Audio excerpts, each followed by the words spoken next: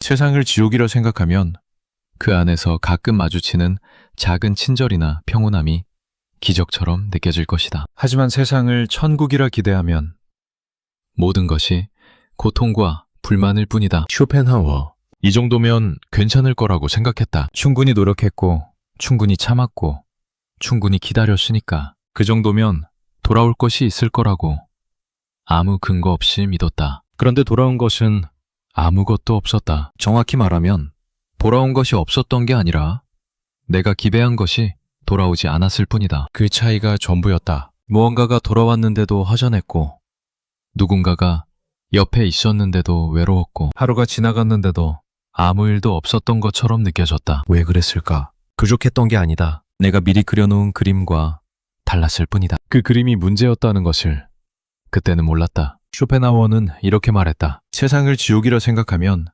그 안에서 가끔 마주치는 작은 친절이나 평온함이 기적처럼 느껴질 것이다. 하지만 세상을 천국이라 기대하면 모든 것이 고통과 불만일 뿐이다. 이 문장을 처음 들으면 불편하다. 왜 세상을 지옥이라 생각해야 하는가? 그건 너무 어둡고 너무 차갑고 너무 비관적이지 않은가? 그런 반발이 올라온다면 그것이 정확히 이 명언이 겨냥하는 지점이다. 우리는 세상이 천국이어야 한다고, 적어도 천국에 가까워야 한다고 믿고 싶어 한다. 그리고 그 믿음이 깨질 때마다 고통받는다. 쇼펜하우어가 문제 삼은 것은 세상의 잔인함이 아니었다. 세상에 거는 기대의 크기였다. 기대라는 단어는 따뜻하게 들린다. 희망과 비슷한 자리에 놓여 있고 매일을 향해 걸어가게 만드는 힘처럼 보인다. 누군가에게 기대한다는 말은 그 사람을 믿는다는 뜻처럼 들리고, 무언가를 기대한다는 말은 아직 삶을 포기하지 않았다는 뜻처럼 들린다. 그래서 기대를 내려놓으라는 말은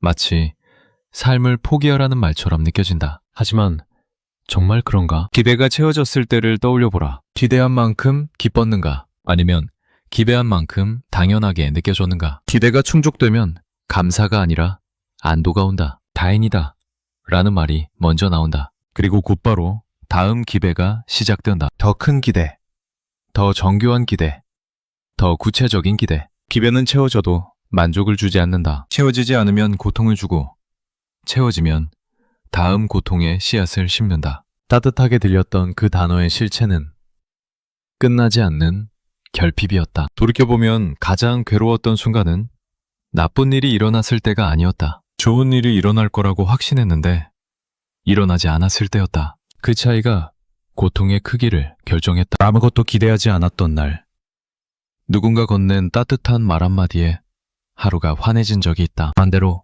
모든 것을 기대했던 날, 그 모든 것이 돌아왔는데도 공허했던 적이 있다. 기대는 삶의 발길을 결정하지 않는다. 기대는 삶의 발길을 가려버린다. 이미 와 있는 빛을 보지 못하게 만드는 것이 기대가 하는 진짜 일이다. 쇼펜하우어가 세상을 지옥이라 생각하라고 말한 것은 절망하라는 뜻이 아니었다. 이미 가진 것 앞에서 눈을 뜨라는 뜻이었다. 지옥이라 생각한 곳에서 마주치는 한 줌의 평온함은 천국을 기대한 곳에서 마주치는 어떤 만족보다도 크다. 그 크기의 차이를 만드는 것은 세상이 아니다. 기대다. 그런데 이상한 일이 있다. 기대가 고통을 만든다는 것을 알면서도 우리는 기대를 멈추지 못한다. 한 번 데이고, 두 번 데이고, 세 번째도 같은 자리에서 데인다. 그때마다 다짐한다. 다음에는 기대하지 않겠다고. 하지만 다음이 오면 어느새 다시 기대하고 있다. 그것은 의지의 문제가 아니다. 기대는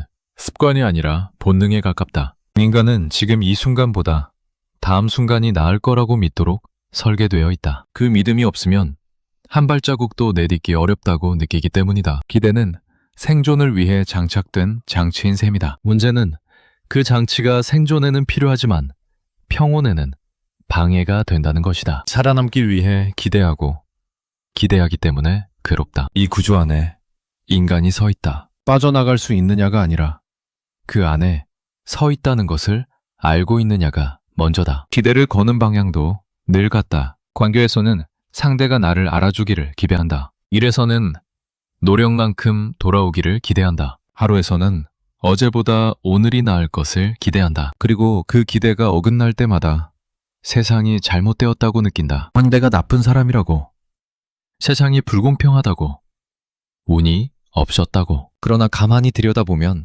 어긋난 것은 세상이 아니라 내가 미리 그려놓은 그림이다. 세상은 내가 그린 그림대로 움직인 적이 한 번도 없다. 단 한 번도. 그런데도 우리는 매번 새 그림을 그린다. 그리고 매번 같은 자리에서 무너진다. 쇼펜하우어는 이 반복을 보았다. 천국을 기대하는 한 모든 것이 고통과 불만일 뿐이라고 말한 것은 세상이 나빠서가 아니다. 기배라는 그림이 세상 위에 겹쳐지는 한 실제 세상은 영원히 보이지 않기 때문이다. 그렇다면 질문은 이것이다. 기배를 내려놓는다는 것은 정말로 무언가를 포기하는 것인가? 아니면 지금까지 보지 못했던 것을 비로소 보는 것인가? 이 두 가지는 완전히 다른 방향이다. 기배를 내려놓는다는 말을 들으면 대부분 체념을 떠올린다. 더 이상 바라지 않는 것, 더 이상 원하지 않는 것, 더 이상 기다리지 않는 것. 그것은 차갑고 슬프게 들린다. 그러나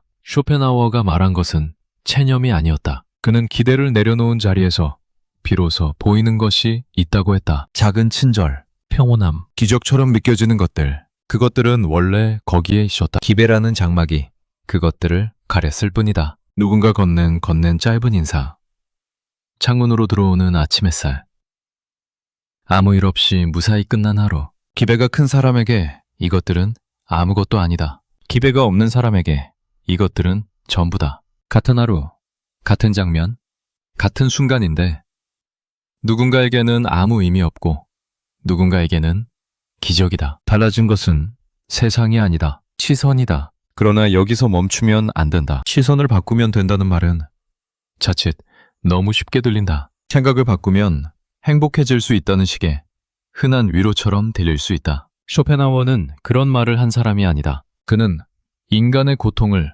가장 깊이 들여다본 사람이다. 그가 말한 것은 긍정적으로 생각하라가 아니라 당신이 기대하는 것이 당신을 파괴하고 있다는 경고에 가깝다. 세상을 지옥이라 생각하라는 것은 비유가 아니다. 세상이 당신의 기대를 충족시켜줄 곳이 아니라는 사실을 정면으로 받아들이라는 것이다. 그 사실을 받아들이는 순간 기배가 만들어낸 고통의 절반은 사라진다. 절반이 사라지면 남은 절반은 견딜만해진다. 그리고 그 견딜만한 자리에서 아주 작은 것들이 보이기 시작한다. 그것이 쇼펜하우어가 말한 기적이다. 거창한 것이 아니다. 기배가 사라진 자리에서 원래 있던 것이 비로소 보이는 것. 그것이 기적의 전부다. 우리는 대부분 반대로 살아간다. 기대를 키운다. 더 크게, 더 높게, 더 구체적으로. 그리고 그 기대가 무너질 때마다 삶 전체가 무너진 것처럼 느낀다. 한 사람이 떠나면 세상이 끝난 것 같고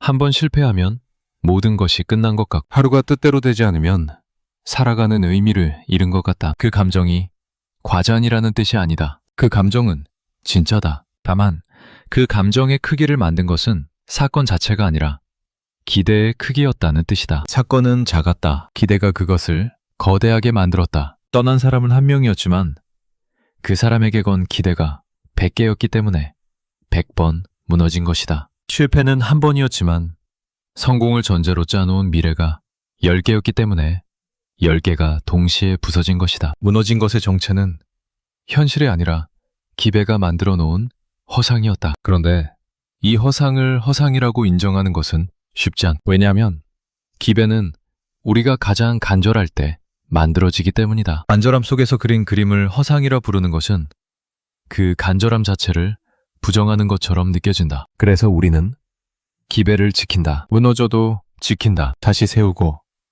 다시 그리고 다시 믿는다. 그리고 다시 무너진다. 이 반복이 삶의 상당 부분을 차지한다. 쇼펜하우어가 본 것은 이 반복이다. 기대가 무너지고 다시 세우고 다시 무너지는 그 끝없는 순환. 그는 그 순환에서 빠져나오는 방법을 말한 것이다. 기배를 다시 세우지 않는 것, 무너질 것을 다시 짓지 않는 것. 그 자리에 서면 무너질 것이 없으므로 무너지지 않는다. 무너지지 않으면 비로소 지금 여기에 있는 것들이 눈에 들어온다. 여기서 한 가지 더 생각해야 할 것이 있다. 기대를 내려놓는 것과 아무것도 원하지 않는 것은 같은 말이 아니다. 이 구분을 놓치면 쇼펜하우어의 말은 단순한 비관주의로 축소된다. 기배를 내려놓는다는 것은 무언가를 원하되 그것이 반드시 이루어질 거라는 전제를 빼는 것이다. 원하는 것은 그대로 원한다. 다만 그것이 이루어지지 않더라도 삶이 무너지지 않도록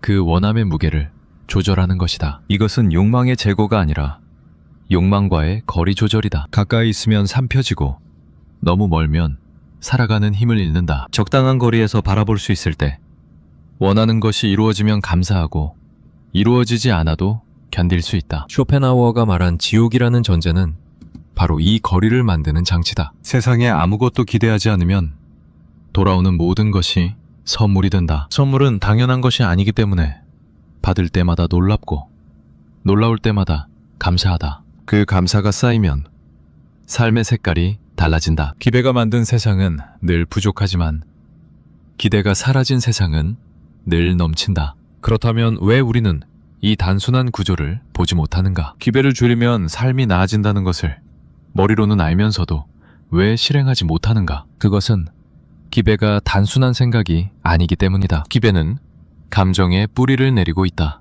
누군가를 사랑하면 기대하게 되고 무언가에 열정을 쏟으면 기대하게 되고 내일이 오면 기대하게 된다. 기대는 관심이 있는 곳에 자동으로 생겨난다. 관심을 끊지 않는 한 기대도 끊을 수 없다. 그리고 관심을 끊는다는 것은 살아있기를 그만두는 것과 같다. 그래서 기대는 사라지지 않는다. 평생 따라온다. 쇼펜하우어가 말한 것은 기대를 없애라는 것이 아니다. 기대가 따라온다는 것을 알고 그 기대가 만들어내는 환상을 환상으로 볼 수 있는 눈을 가지라는 것이다. 환상이 환상인 줄 알면 그것이 깨져도 놀라지 않는다. 놀라지 않으면 무너지지 않는다. 무너지지 않으면 다음 순간을 볼 수 있다. 그 다음 순간에 작은 친절이 있을 수도 있고 예상치 못한 평온이 있을 수도 있다. 기대가 만든 소음이 사라진 자리에서 삶의 진짜 소리가 들리기 시작한다. 사람들은 흔히 기대를 미래에 대한 투자라고 생각한다. 기대하는 만큼 노력하게 되고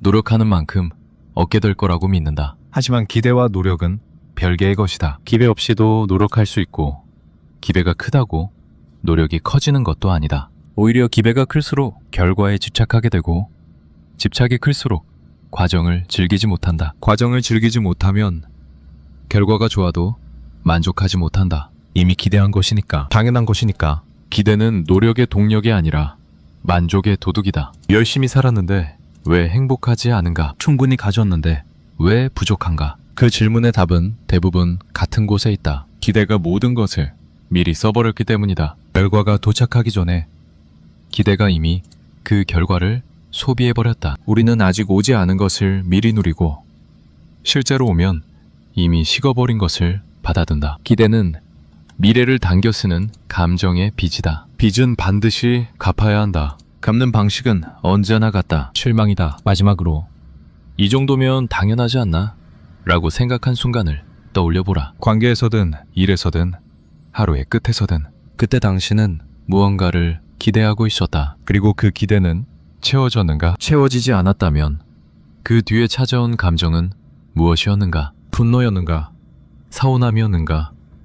허탈함이었는가? 그 감정의 이름이 무엇이든 그 감정을 만든 것은 상대도 상황도 세상도 아니었다. 당신이 미리 정해놓은 당연함이었다. 당연하다고 생각한 것이 돌아오지 않았을 때 세상 전체가 잘못된 것처럼 느껴졌다. 그러나 세상은 아무것도 약속한 적이 없다. 약속한 것은 당신의 기대였다. 세상은 그 약속을 알지도 못했다. 기대는 한두 번의 실수가 아니었다. 돌아보면 그것은 언제나 거기 있었다. 첫 번째 관계에서도, 첫 번째 선택에서도, 첫 번째 실패 앞에서도 우리는 그때마다 기대를 했고 그때마다 어긋났고 그때마다 다짐했다. 다음에는 기대하지 않겠다고. 그런데 다음이 왔을 때 우리는 정확히 같은 자리에 서 있었다. 같은 방향을 바라보고 같은 크기의 기대를 품고 같은 방식으로 무너질 준비를 하고 있었다. 한 번이면 실수다. 두 번이면 우연이다.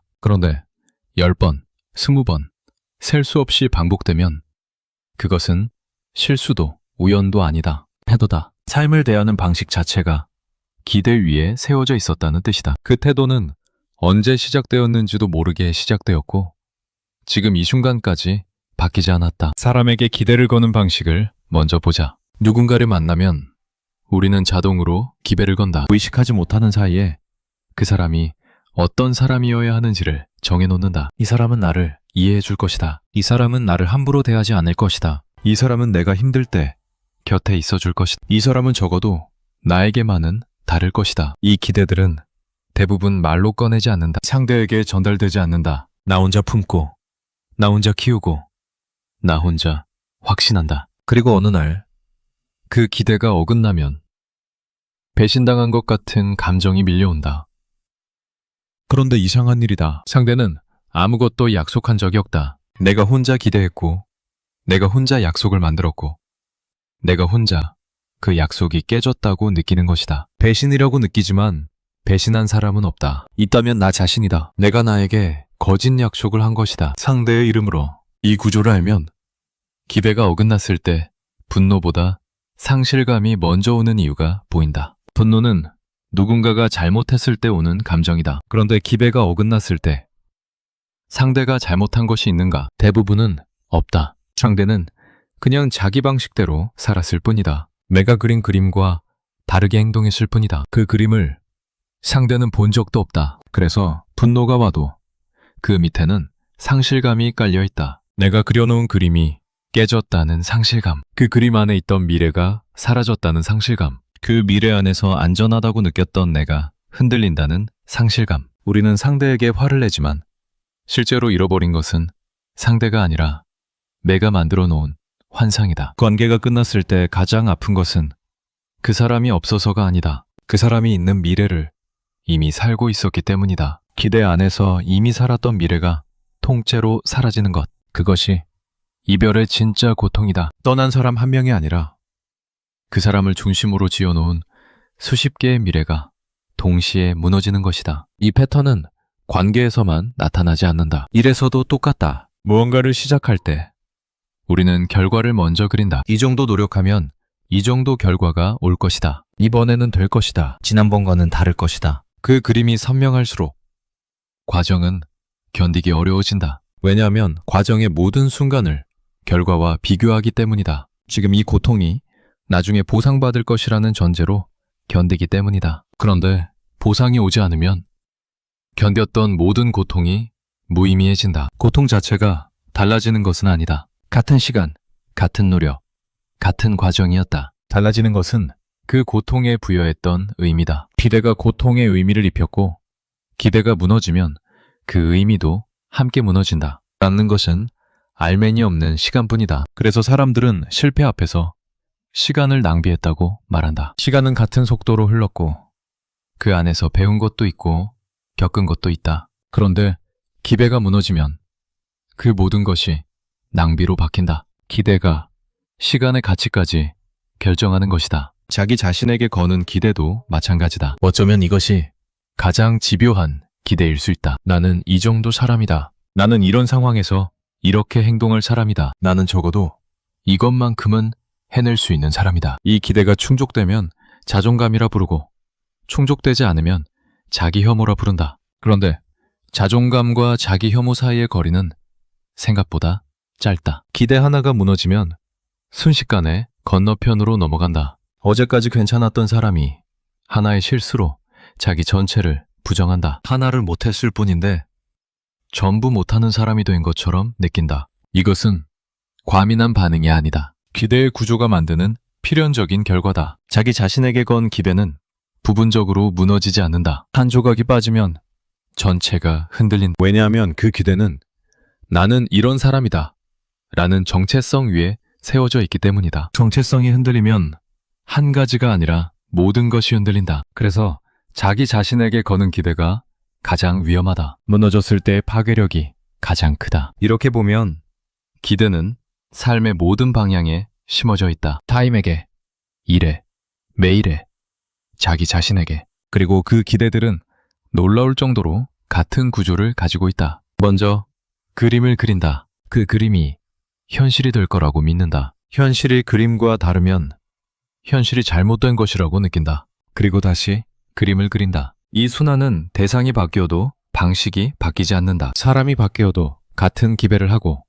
일이 바뀌어도 같은 기대를 하고 장소가 바뀌어도 같은 기대를 한다. 그래서 환경을 바꿔도 삶이 달라지지 않는 것이다. 새로운 관계를 시작해도 같은 자리에서 무너지고, 새로운 일을 시작해도 같은 지점에서 실망하고, 새로운 도시로 이사해도 같은 감정이 따라온다. 바뀌어야 할 것은 환경이 아니라 기대의 구조인데 우리는 그 구조를 보지 못한다. 보이지 않으니까 바꿀 수도 없다. 그래서 같은 패턴이 평생 반복된다. 기대하지 않는다는 말을 입에 달고 사는 사람들이 있다. 나는 아무것도 기대 안 한다. 사람한테 기대하면 실망만 하니까 세상에 기대할 게 뭐가 있어. 이런 말을 자주 하는 사람들이 있다. 그런데 그 말을 하는 순간에도 그들은 기대하고 있다. 기대하지 않는다는 말 자체가 기대에서 다친 경험 위에 세워진 방어막이기 때문이다. 진짜로 기대하지 않는 사람은 기대하지 않는다는 말 자체를 할 필요가 없다. 그 말을 반복한다는 것은 아직도 기대의 그늘 안에 있다는 뜻이다. 기대를 하면서 하지 않는 척하는 것, 기대했다가 다칠까봐 미리 방어벽을 쌓는 것, 그것은 기대를 내려놓은 것이 아니라 기대를 숨긴 것이다. 숨긴 기대는 사라지지 않는다. 더 깊은 곳에서 자란다. 그리고 어느 순간 방어벽을 뚫고 나온다. 기대하지 않겠다고 했던 사람이 갑자기 폭발하는 순간, 그것은 갑자기가 아니다. 오래 숨겨두었던 기대가 한꺼번에 터진 것이다. 이 모순을 인정하는 것이 먼저다. 나는 기대하고 있다. 기대하지 않는 척하면서도 기대하고 있다. 이것을 인정하는 것이 쇼펜하우어의 말을 이해하는 첫 번째 문이다. 그는 기대를 없애라고 말하지 않았다. 그는 세상을 지옥이라 생각하라고 말했다. 이 두 가지는 다르다. 기대를 없애는 것은 불가능하다. 인간인 이상 기배는 생겨난다. 그것을 막을 수 없다. 하지만 기배가 생겨나는 바탕을 바꿀 수는 있다. 세상이 천국이라는 바탕 위에서 기대하면 그 기대는 당연함이 된다. 당연한 것이 충족되지 않으면 분노와 불만이 된다. 세상이 지옥이라는 바탕 위에서 기대하면 그 기대는 희망이 된다. 희망이 충족되지 않아도 원래 기대하지 않았으므로 무너지지 않는다. 충족되면 기적이 된다. 같은 기대인데 바탕이 다르면 감정이 달라진다. 쇼펜하우어가 바꾸라고 한 것은 기대가 아니라 기대가 서 있는 바닥이었다. 이것을 렌즈에 비유할 수 있다. 천국을 기대하는 렌즈를 끼고 세상을 보면 모든 것이 부족하다. 이 정도밖에 안 되나? 왜 이렇게 불친절한가? 왜 이렇게 불공평한가? 왜 이렇게 힘든가? 렌즈가 만들어낸 기준선이 너무 높기 때문이다. 현실은 늘 그 기준선 아래에 있다. 그래서 매 순간이 실망이다. 반대로 지옥이라 생각하는 렌즈를 끼고 세상을 보면 같은 장면이 다르게 보인다. 누군가 문을 잡아주었다. 천국의 렌즈로 보면 당연한 일이다. 지옥의 렌즈로 보면 놀라운 일이다. 오늘 하루 아무 탈 없이 지나갔다. 천국의 렌즈로 보면 특별할 것 없는 하루다. 지옥의 렌즈로 보면 무사하다는 것 자체가 감사한 하루다. 달라진 것은 하루가 아니다. 렌즈다. 쇼펜하우어가 말한 것은 비관이 아니라 렌즈의 교체였다. 높은 기준선을 내리라는 것. 그래야 비로소 이미 와 있는 것들이 보인다. 그런데 이 렌즈는 쉽게 바뀌지 않는다. 왜냐하면 우리는 천국의 렌즈를 끼고 태어났기 때문이다. 정확히 말하면 태어난 후에 그 렌즈를 장착당했다. 세상은 노력하면 보상해준다. 좋은 사람에게는 좋은 일이 생긴다. 참으면 결국 좋아진다. 이런 말들을 듣고 자랐다. 이것들은 모두 천국의 렌즈다. 세상은 기본적으로 좋은 곳이고 노력과 보상은 비례하고 공정함이 기본값이라는 전제. 이 전제 위에서 살아온 사람이 어느 날 불공정을 마주하면 세상이 부서진 것처럼 느낀다. 그러나 세상은 부서진 적이 없다. 렌즈가 부서진 것이다. 세상은 원래 공정하지 않았고 노력과 보상은 비례하지 않았고 좋은 사람에게 나쁜 일은 얼마든지 일어났다. 처음부터 그랬다. 다만 천국의 렌즈가 그 사실을 가렸을 뿐이다. 렌즈가 깨지는 순간 우리는 세상이 변했다고 느끼지만 세상은 처음부터 이랬다. 변한 것은 우리의 착각이 깨진 것뿐이다. 이 구조를 인식하면 반복의 의미가 달라진다. 기대하고 무너지고 다시 기대하고 다시 무너지는 순환. 그것은 의지가 약해서가 아니었다. 성격이 나빠서도 아니었다. 렌즈가 바뀌지 않았기 때문이었다. 같은 렌즈를 끼고 같은 세상을 보면 같은 기배가 생기고 같은 실망이 온다. 사람을 바꾸고 직장을 바꾸고 도시를 바꿔도 달라지지 않는 이유가 이것이다. 바꿔야 할 것은 밖에 있지 않았다. 안에 있었다. 세상을 보는 전제가 바뀌지 않으면 어디에서든 같은 고통이 반복된다. 쇼펜하우어가 반복적으로 돌아오는 것은 이 지점이다. 그가 세상을 지옥이라 생각하라고 말한 것은 냉소가 아니라 처방이었다. 렌즈를 바꾸라는 처방, 전제를 바꾸라는 처방.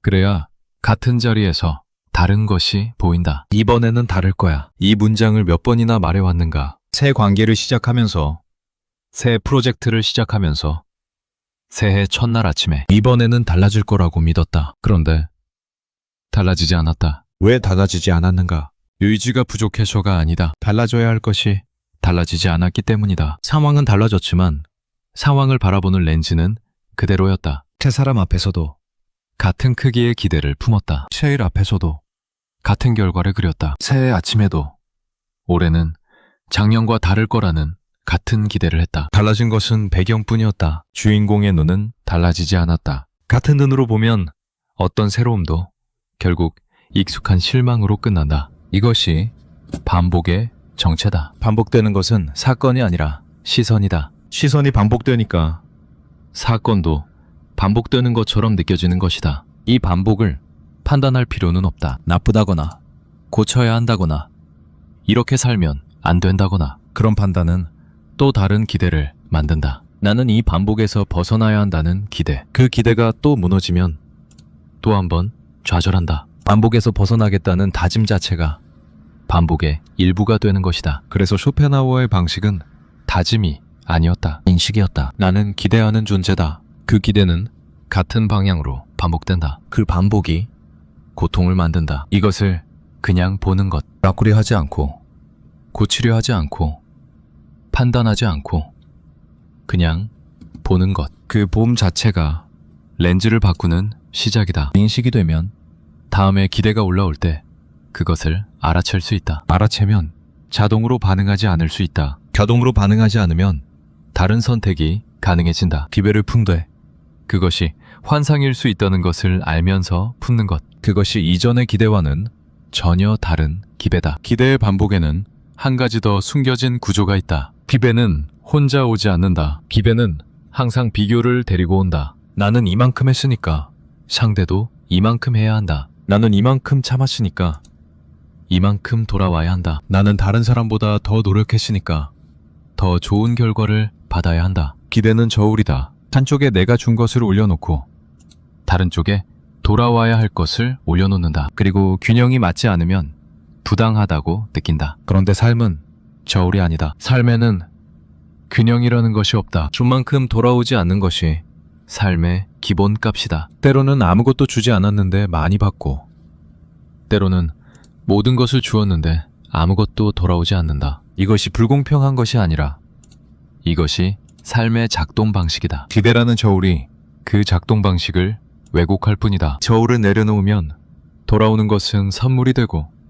돌아오지 않는 것은 원래 내 것이 아니었던 것이 된다. 어느 쪽이든 고통은 줄어든다. 결국 반복되는 것은 기배 자체가 아니다. 기배가 서 있는 전제가 반복되는 것이다. 세상은 공정하다는 전제, 노력은 보상받는다는 전제, 사람은 나를 이해해 줄 수 있다는 전제, 매일은 오늘보다 나을 것이라는 전제. 이 전제들이 바뀌지 않는 한 기배는 같은 모양으로 반복된다. 그리고 실망도 같은 모양으로 반복된다. 전제를 바꾸는 것은 세상을 다르게 해석하는 것이 아니다. 세상을 있는 그대로 보겠다는 결정이다. 있는 그대로의 세상에는 공정함도 보상도 완전한 이해도 보장되어 있지 않다. 그것을 받아들이면 공정함이 올 때 놀랍고 보상이 올 때 감사하고 누군가 나를 이해할 때 기적처럼 느껴진다. 쇼펜하우어가 말한 기적은 여기에 있다. 특별한 사건이 아니라 전제가 바뀐 후에 보이는 평범한 일상이다. 돌아보면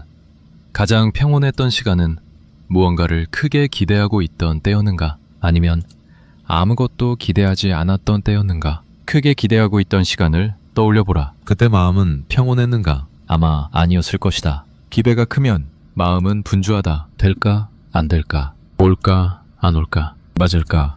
틀릴까? 기대는 마음을 미래로 보내버린다. 지금 여기에 발을 딛고 있는데 마음은 아직 오지 않은 내일에 가 있다. 몸은 현재에 있고 마음은 미래에 있으면 어디에도 온전히 존재하지 못한다. 그것이 불안의 정체다. 반대로 아무것도 기대하지 않았던 시간을 떠올려보라. 특별한 계획 없이 걸었던 길. 아무 약속 없이 보낸 오후.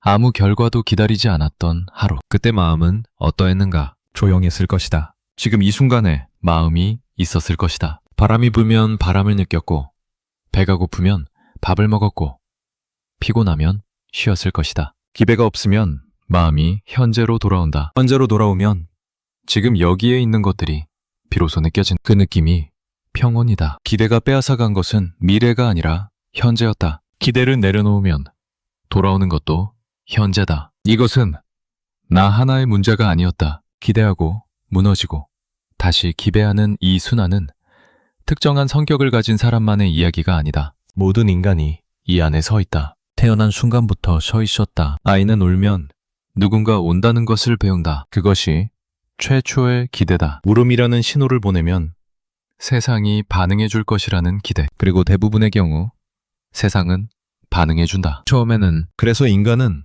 아주 이른 시기에 하나의 공식을 몸에 새긴다. 내가 무언가를 하면 세상은 그에 맞는 것을 돌려줄 것이다. 이 공식은 말로 배운 것이 아니다. 몸으로 배운 것이다. 뼈에 새겨진 것이다. 그래서 평생 지워지지 않는다. 어른이 되어서도 이 공식은 작동한다. 노력하면 보상이 올 것이다. 사랑하면 사랑받을 것이다. 참으면 결국 좋아질 것이다. 이 공식들은 모두 같은 뿌리에서 나왔다. 세상은 내 신호에 반응해 줄 것이라는 최초의 기대. 그런데 세상은 어느 순간부터 반응하지 않는다. 울어도 오지 않는 날이 온다. 노력해도 돌아오지 않는 날이 온다. 사랑해도 사랑받지 못하는 날이 온다. 참아도 좋아지지 않는 날이 온다. 그때 인간은 두 갈래 앞에 선다. 하나는 공식이 틀렸다고 인정하는 것이다. 세상은 내 신호에 반응하지 않을 수도 있다는 것을 받아들이는 것이다. 다른 하나는 공식은 맞는데 내가 부족했다고 생각하는 것이다. 더 노력하면 될 것이다.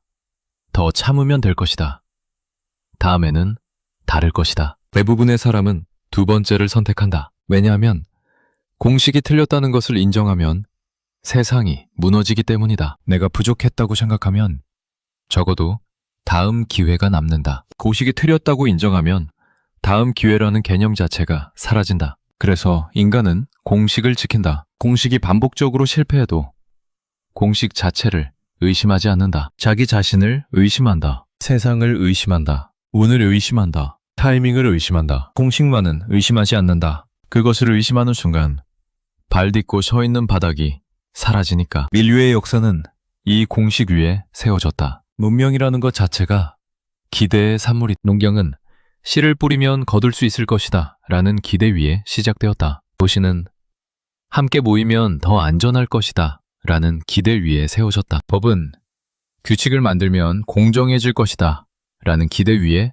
제정되었다. 과학은 세상을 이해하면 통제할 수 있을 것이다 라는 기대 위에 발전했다. 이 기대들이 없었다면 인류는 한 발자국도 내딛지 못했을 것이다. 기대는 인류를 여기까지 끌고 온 엔진이었다. 그것은 부정할 수 없다. 그런데 그 엔진이 동시에 인류를 괴롭혀온 것도 사실이다. 더 나은 세상을 기대했기 때문에 전쟁을 했다. 더 나은 삶을 기대했기 때문에 착취가 일어났다. 더 나은 내일을 기대했기 때문에 오늘을 태웠다. 기대는 인류를 앞으로 밀었지만 동시에 인류가 지금 여기에 머무는 것을 불가능하게 만들었다. 앞으로 가야 한다는 강박, 더 나아져야 한다는 압박, 멈추면 뒤처진다는 공포. 이 모든 것이 기대의 부산물이. 종교도 기대 위에 서 있다. 지금의 고통을 견디면 다음 생에서 보상받을 것이다. 선하게 살면 천국에 갈 수 있을 것이다. 기도하면 응답받을 것이다.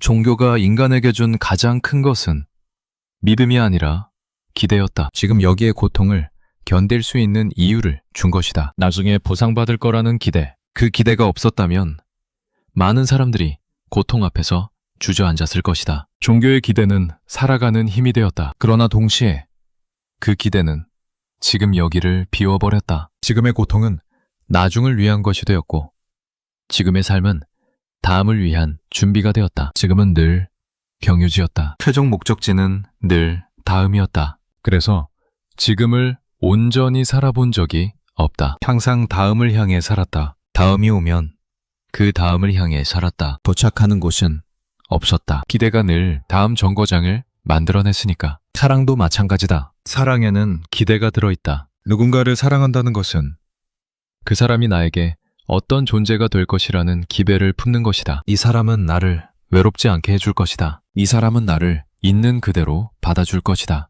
이 사람과 함께라면 삶이 달라질 것이다. 사랑의 감정 아래에는 이런 기대들이 빼곡하게 쌓여 있다. 사랑이 시작될 때는 그 기대가 보이지 않는다. 감정이 너무 크고 따뜻해서 기대가 가려진다. 그런데 시간이 지나면, 감정이 잦아들면 기대만 남는다. 그 기대가 충족되지 않으면 사랑이 식었다고 느낀다. 그런데 식은 것은 사랑이 아니라 기대였을 수 있다. 사랑은 여전히 거기 있었는데 기대가 사랑을 삼켜버린 것일 수 있다. 처음에 기대 없이 그 사람을 바라보았을 때의 감정을 기억하는가? 아무것도 바라지 않고 그냥 그 사람이 거기 있다는 것만으로 충분했던 순간. 기대가 없었기 때문에 가능했던 순간이다. 기대가 들어오면서 그 순간은 사라졌다. 기대가 사랑의 자리를 차지한 것이다. 이렇게 보면 인간의 역사 전체가 기대와의 싸움이었다. 기대 덕분에 여기까지 왔지만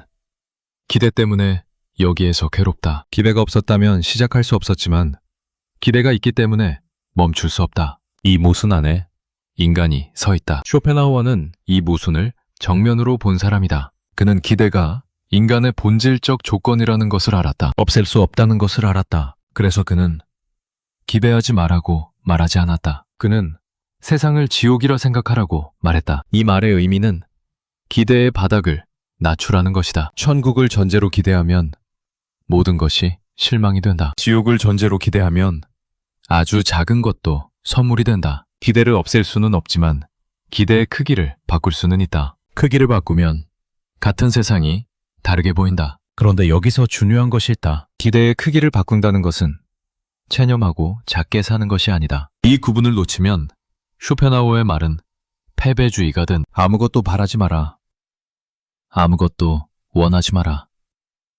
그냥 살아라. 그것은 쇼펜하우어가 말한 것이 아니다. 그가 말한 것은 시선의 전환이다. 천국을 찾느라 지금 여기를 보지 못하는 시선을 지금 여기로 돌리라는 것이다. 지금 여기에는 천국이 없다. 그것은 사실이다. 하지만 지금 여기에는 천국은 아니지만 따뜻한 것들이 있다. 누군가의 목소리, 창밖의 바람, 아무 일 없이 무사한 하루, 한 잔의 물, 잠들기 전에 고요함. 천국을 기대하는 사람에게 이것들은 보이지 않는다. 너무 작으니까, 너무 평범하니까, 기대의 기준선 아래에 있으니까. 그런데 지옥을 전제한 사람에게 이것들은 기적이다. 지옥에서 만난 따뜻함이니까, 있을 리 없는 곳에서 발견한 것이니까. 같은 물 한 잔인데 기대의 크기에 따라 아무것도 아닌 것이 되기도 하고 기적이 되기도 한다. 달라진 것은 물이 아니다. 마시는 사람의 전제다. 이 전제의 전환은 순간적으로 일어나지 않는다. 머리로 이해한다고 바뀌는 것이 아니다. 오래 걸린다. 왜냐하면 천국의 전제는 뼈에 새겨져 있기 때문이다. 세상은 좋은 곳이어야 한다. 노력은 보상받아야 한다. 사랑은 영원해야 한다. 이 전제들은 논리로 심어진 것이 아니라 경험과 감정으로 심어진 것이다. 논리로 빼낼 수 없다. 그래서 기대하지 마 라는 말이 먹히지 않는 것이다. 머리로는 알겠는데 마음이 따라가지 않는다. 마음은 여전히 기대한다. 마음은 여전히 천국을 찾는다. 이것을 탓할 필요는 없다. 이것이 인간이다. 인간은 기대하도록 만들어진 존재다. 그 설계를 바꿀 수는 없다. 다만 그 설계를 알고 있을 수는 있다. 알고 있으면 기대가 올라올 때 그것을 바라볼 수 있다. 바라볼 수 있으면 자동으로 반응하지 않을 수 있다. 그 작은 틈이 쇼펜하우어가 말한 전환의 시작점이다. 거대한 전환이 필요한 것이 아니다. 작은 틈이면 된다. 기대가 올라올 때, 아, 내가 지금 기대하고 있구나 라고 한번 알아차리는 것, 그것만으로 충분하다. 알아차리면 기대와 나 사이에 거리가 생긴다. 거리가 생기면 기대가 나를 삼키지 못한다. 삼키지 못하면 기대가 무너져도 내가 무너지지 않는다. 이것은 수행이 아니다. 기술이 아니다. 다짐이 아니다. 그냥 보는 것이다. 내가 기대하고 있다는 것을 보는 것. 그 기대가 어디서 왔는지를 보는 것. 그 기대가 어디로 가고 있는지를 보는 것. 보는 것만으로 무언가가 달라진다. 왜냐하면 기배는 보이지 않을 때 가장 강력하기 때문이다. 보이지 않을 때 기배는 현실과 구분되지 않는다. 기배한 것이 곧 당연한 것이 되고 당연한 것이 충족되지 않으면 세상이 잘못된 것이 된다. 하지만 기대가 보이면 기대는 기대일 뿐이라는 것을 알게 된다. 현실과 별개의 것이라는 것을 알게 된다. 그 알미 고통의 절반을 가져간다. 인간은 기대를 멈출 수 없다. 그것은 이 글의 처음부터 끝까지 일관된 사실이다. 기배는 인간의 조건이다. 숨 쉬는 것처럼 자동으로 일어난다. 그러나 숨을 쉬면서도 숨을 쉬고 있다는 것을 알 수는 있다. 기대도 마찬가지다. 기배를 하면서도 기배하고 있다는 것을 알 수는 있다. 그 알미 전부다. 그 알 하나가 기배에 끌려다니는 삶과 기배를 바라보는 삶을 나눈다. 쇼펜하우어가 세상을 지옥이라 생각하라고 말한 것은 그 알을 갖추라는 뜻이었다. 세상이 지옥이라는 것을 아는 사람은 지옥 안에서 만나는 한 줌의 따뜻함을 놓치지 않는다. 최선이 천국이어야 한다고 믿는 사람은 천국이 아닌 모든 순간을 고통으로 만든다. 같은 세상, 같은 하루, 같은 순간이다. 달라지는 것은 오직 하나다. 그것을 바라보는 사람의 전제다. 어쩌면 인간이 가장 오래 붙들고 있는 환상은 언젠가 기대한 대로 될 것이라는 믿음일지도 모른다. 지금은 아니지만 언젠가는, 지금은 부족하지만 나중에는, 지금은 힘들지만 결국에는, 이 언젠가와 나중에와 결국이 지금을 끝없이 미루게 만든다. 지금은 항상 통과해야 할 곳이다. 포착지가 아니라 경유지다. 진짜 삶은 나중에 시작될 것이다. 그런데 나중은 오지 않는다. 나중이 오면 그것은 이미 지금이고 또 다른 나중을 기다리게 된다. 이 끝없는 연기 속에서 삶 전체가 흘러간다. 도착하지 못한 채로. 티베가 만든 이 구조를 쇼펜하우어는 꿰뚫어 보았다. 천국을 기대하는 한 지금은 영원히 천국이 아니다. 지금이 천국이 아닌 한 지금은 영원히 부족하다. 이 부족함이 평생을 따라다닌다. 그리고 어느 날 더 이상 나중이 없다는 것을 알게 되었을 때 비로소 깨닫는다. 지금이 전부였다는 것을. 기다리고 있던 그것은 처음부터 여기에 있었다는 것을. 그래서 이 글은 답을 주지 않는다. 기대를 내려놓으라는 조언도 하지 않는다. 기대를 내려놓는 것이 쉽다면 인간은 이미 오래전에 그렇게 했을 것이다. 쉽지 않기 때문에 수천 년 동안 같은 자리에서 같은 고통을 반복해온 것이다. 이 글이 하는 것은 하나다. 그 반복을 보여주는 것. 기배가 어디서 시작되고 어떻게 자라고 무엇을 가리고 무엇을 만드는지를 보여주는 것. 그리고 그 기배가 사라진 자리에 무엇이 남는지를 묻는 것. 쇼펜하우어는 그 자리에 작은 친절과 평온함이 있다고 했다. 그것이 정말인지는 각자가 확인해야 할 일이다. 머리로 이해하는 것이 아니라 한 번이라도 기배를 내려놓아 본 순간에 그 자리에 무엇이 있었는지를 돌아보는 것이다. 아마 거기에는 거창한 것은 없었을 것이다. 작은 것이 있었을 것이다. 그 작은 것이 기배가 가득했을 때는 보이지 않았던 것이다. 그것이 쇼펜하우어가 기적이라 부른 것이다. 세상은 변하지 않는다. 기대한다고 달라지지 않고 기배하지 않는다고 달라지지 않는다. 세상은 처음부터 끝까지 같은 세상이다. 달라지는 것은 오직 그 세상을 바라보는 사람의 눈이다. 천국을 기대하는 눈으로 보면 세상은 영원히 부족하다. 지옥이라 생각하는 눈으로 보면 세상 안에는 예상치 못한 따뜻함이 있다. 어느 쪽이 옳다는 것이 아니다. 어느 쪽이 덜 고통스러운가를 말하는 것이다. 그리고 어느 쪽이 지금 여기에 있는 것들을 더 잘 볼 수 있는가를 말하는 것이다. 쇼펜하우어의 말은 정답이 아니다. 질문이다. 당신은 어떤 눈으로 세상을 보고 있는가? 그 눈이 당신에게 보여주는 것은 무엇인가? 그리고 그 눈이 당신에게서 가리고 있는 것은 무엇인가? 지금 당신이 기대하고 있는 것을 전부 내려놓는다면 그래도 남아있는 것은 무엇인가? 관계에 걸어놓은 기대를 내려놓고, 일에 걸어놓은 기대를 내려놓고, 매일에 걸어놓은 기대를 내려놓고, 자기 자신에게 걸어놓은 기대를 내려놓는다면 그래도 남아있는 것, 기배가 사라진 그 빈자리에 서 있는 것, 그것이 무엇인지 지금 바로 답할 필요는 없다. 다만 그 질문 앞에 서보라. 기배가 전부 사라진 자리가 텅 비어 있을 것이라는 두려움이 올 수도 있다. 아무것도 남지 않을 것이라는 공포가 올 수도 있다. 하지만 쇼펜하우어는 그 자리가 비어 있지 않다고 했다. 거기에 작은 친절이 있다고 했다. 평온함이 있다고 했다. 기적처럼 느껴지는 것이 있다고 했다. 그것을 믿으라는 것이 아니다. 한번 확인해 보라는 것이다. 기배를 전부 내려놓은 자리에 서서 그래도 남아있는 것을 바라보라는 것이다. 그것이 무엇이든 그것이 당신의 삶이다. 기배가 만들어낸 것이 아니라 기배가 사라진 후에도 남아있는 것. 그것이 진짜다.